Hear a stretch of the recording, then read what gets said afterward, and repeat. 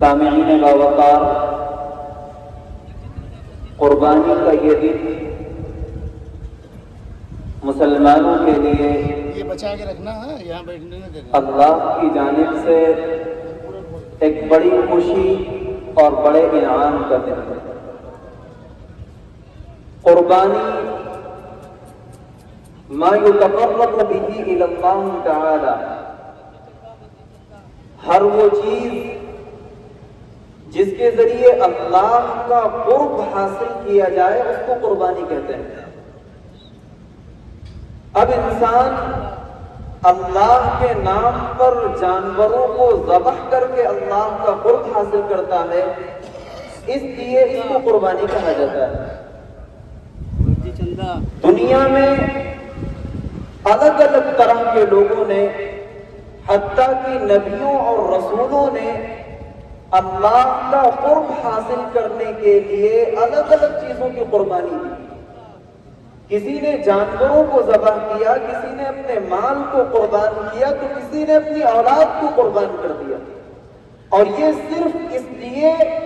کہ ہر شخص اللہ کے قرب کا تلاشی ہے۔ جس نے جو کچھ قربان کیا اللہ کے نام پر،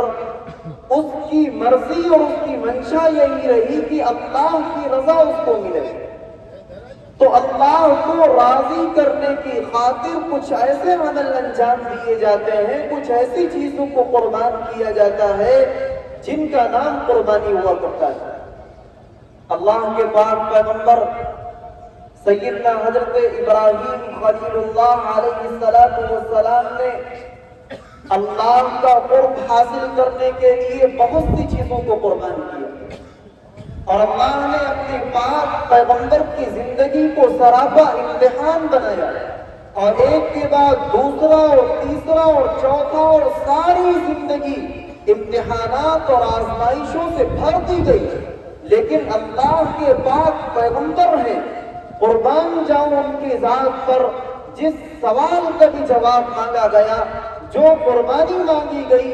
اور جہاں کہیں بھی کہا گیا اللہ کے پاک خلیل ہر جگہ اللہ کے نام پر اپنے تن، اپنے من، اپنے وجود، اپنے مال اور اپنی جان کے ساتھ قربان کرے۔ اور اللہ رب العزت نے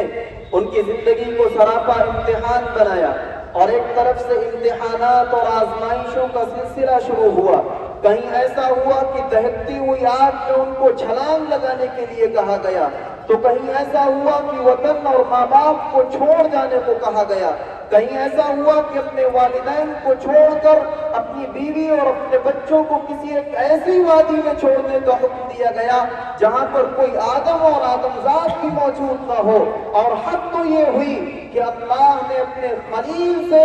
ان کی پیاری اولاد حضرت اسماعیل کی قربانی مانگی، اور انہوں نے اس پر بھی لبیک کہا، اور اللہ کے نام پر اپنے بیٹے کو ذبح کرنے کے لیے تیار ہوئے۔ تو یہ وہ سلسلے تھے جو سیدنا ابراہیم علیہ السلام کی زندگی سے گزرے۔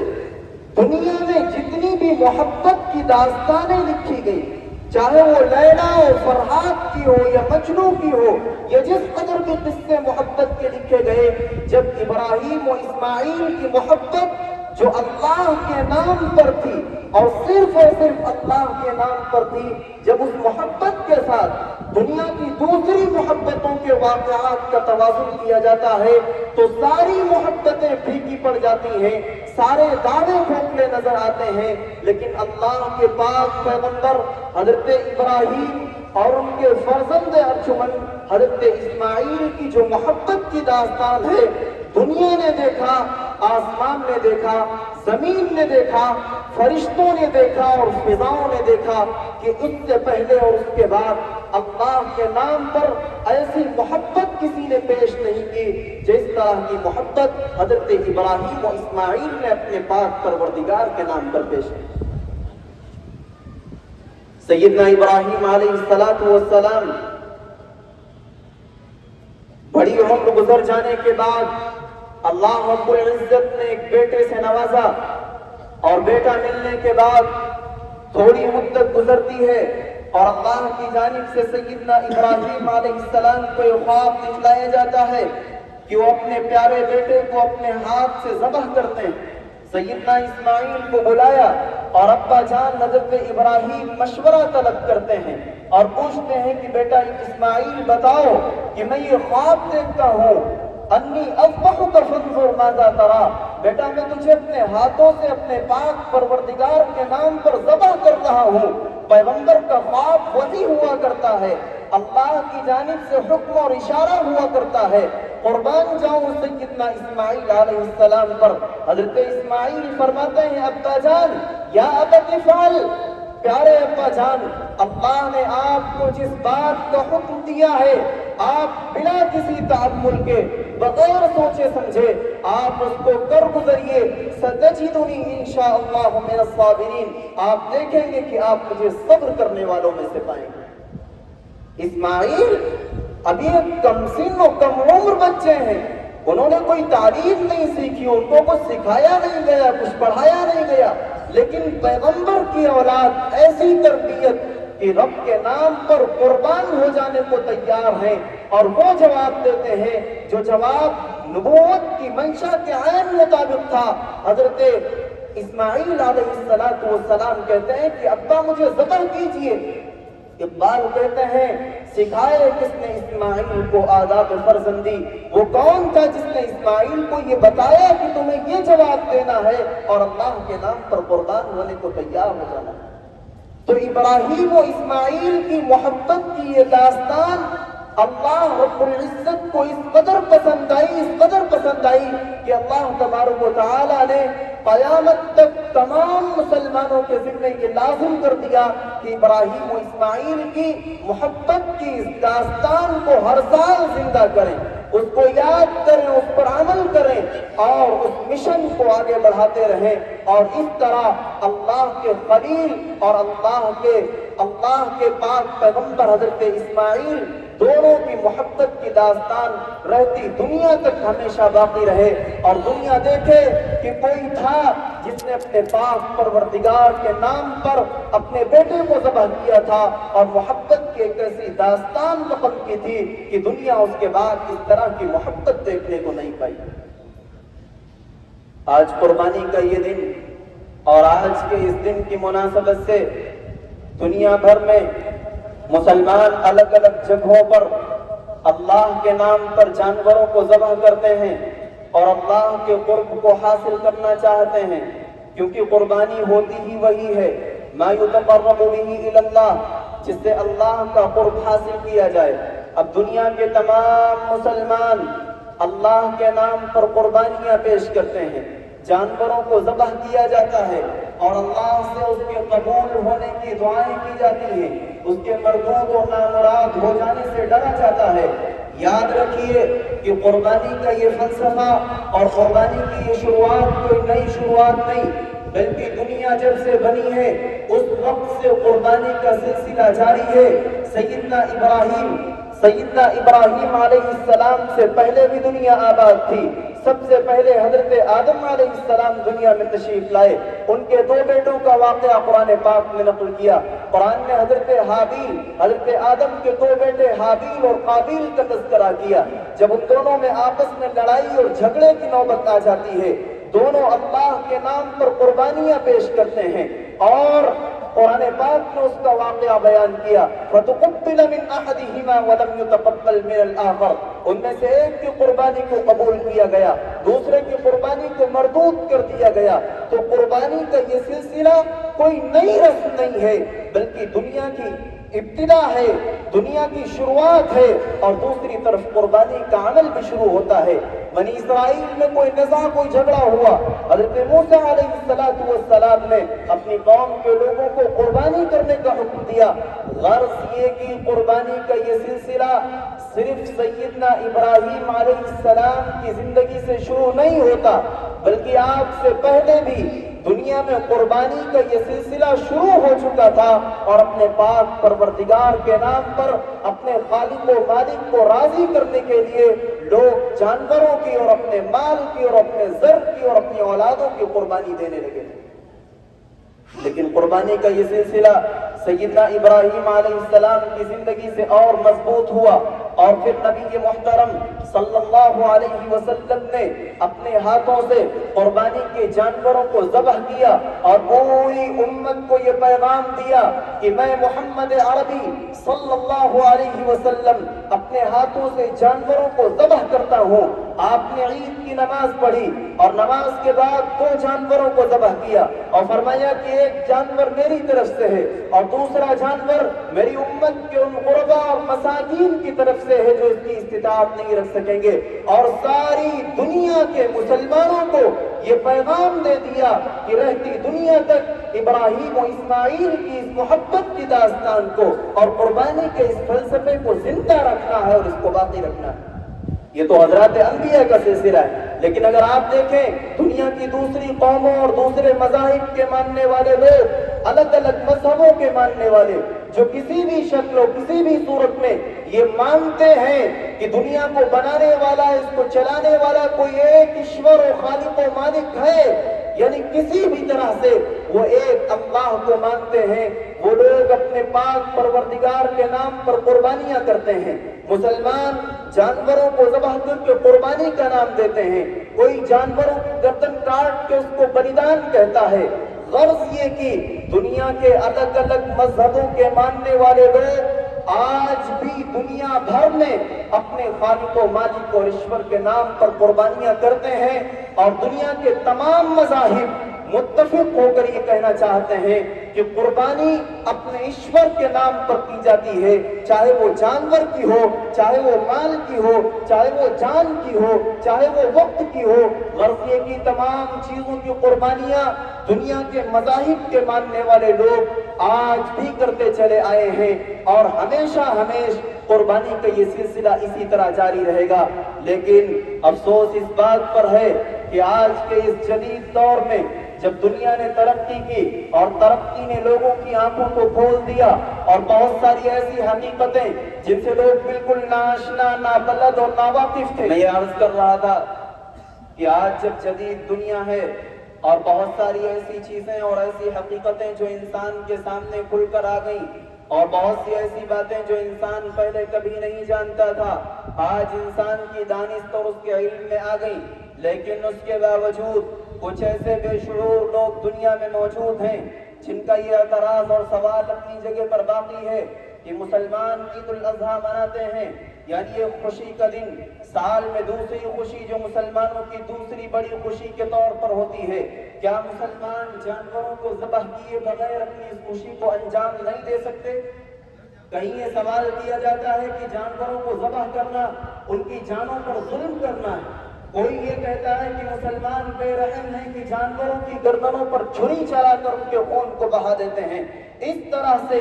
जदीद दौर के अलग अलग तरह के फिलासफर और अलग अलग तरह के लोग इस एतराज को उछालते हैं और इस सवाल को बाकी रखते हैं और वो ये चाहते हैं कि मुसलमानों के जहन में ये सवाल, ये एतराज जगह पकड़ जाए और मुसलमान कुर्बानी के इस अमल को जिसके जरिए अल्लाह का कुर्ब हासिल किया जा रहा है उससे रुक जाए। तो सुनिए, अगर ये कहा जाए कि जानों को ज़बह करना, किसी जानवर को ज़बह करना अगर जुल्म तस्वुर किया जाए, यानी अगर जुल्म की डेफिनेशन और तारीफ ये तय कर ली जाए कि जानवर को ज़बह करना या किसी भी जानवर की जान ले लेना जुल्म है, तो फिर सिर्फ मुसलमान जालिम नहीं होता बल्कि दुनिया का हर इंसान जालिम तस्वुर किया जाएगा और उससे बढ़कर जानवर भी आपस में जालिम बन जाएंगे और नऊज़ बिल्लाह इस दुनिया का खालिक और मालिक और इसका बनाने वाला भी नऊज़ बिल्लाह जालिम हो जाएगा। वो इस तरह कि जब एक जानवर को ज़बह करना, एक बकरा या बकरी को ज़बह करना,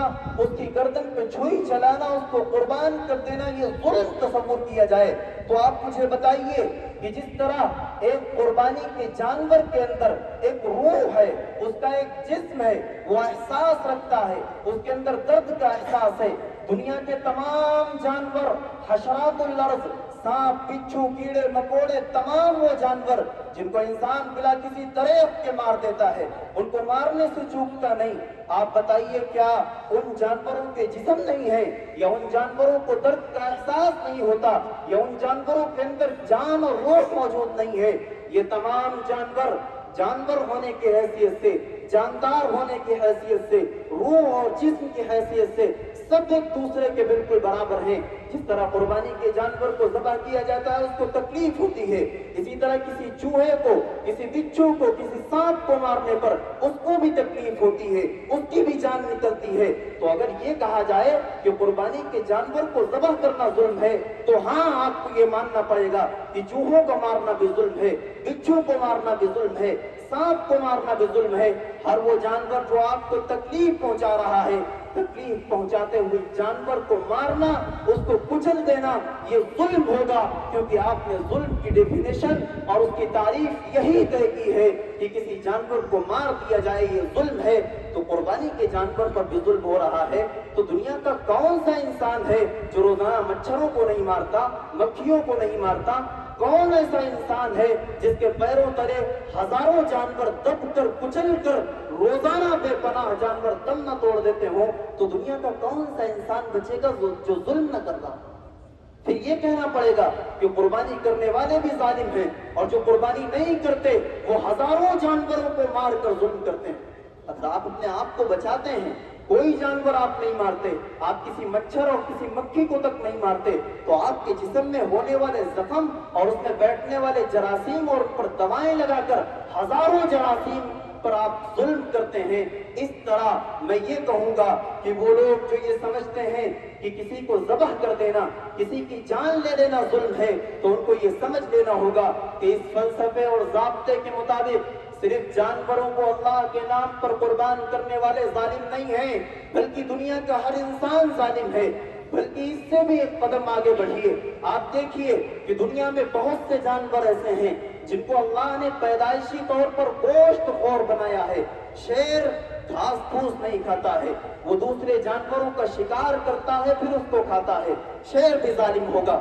سمندر کی بڑی بڑی مچھلیاں ہزاروں مچھلیوں کو دن بھر میں اپنا شکار بناتی ہیں، یہ مچھلیاں بھی ظالم ہیں۔ دنیا کے وہ تمام جانور جو دوسرے جانوروں کا شکار کر کے ان کو کھاتے ہیں، یہ سارے جانور ظالم ہوں گے، کیونکہ انہوں نے دوسرے جانوروں کی جان لی ہے، ان کو ذبح کیا ہے۔ تو انسان بھی ظالم تصور کیا جائے گا، جانور بھی ظالم تصور کیے جائیں گے۔ اور نعوذ باللہ اس سے بھی بڑھ کے چلیے، دنیا کا کوئی بھی مذہبی انسان، کسی بھی مذہب کو ماننے والا اپنے خدا، اپنے ایشور، اپنے خالق و مالک کو ظالم نہیں تصور کر سکتا، نہیں سوچ سکتا۔ لیکن اس کے باوجود اگر ظلم کی یہ تعریف طے کی جائے تو پھر اس دنیا کو بنانے والا بھی ظالم ٹھہرے گا، کیونکہ اس نے دنیا کو اس نظام سے بنایا ہے کہ دنیا میں بہت سارے جانور ایسے ہیں جو جانور ایک دوسرے جانور کی خوراک بنتے ہیں۔ کتنے جانور ایسے ہیں جن کو اللہ نے گوشت خور بنایا ہے، تو وہ اپنی اس فطری عادت کی وجہ سے،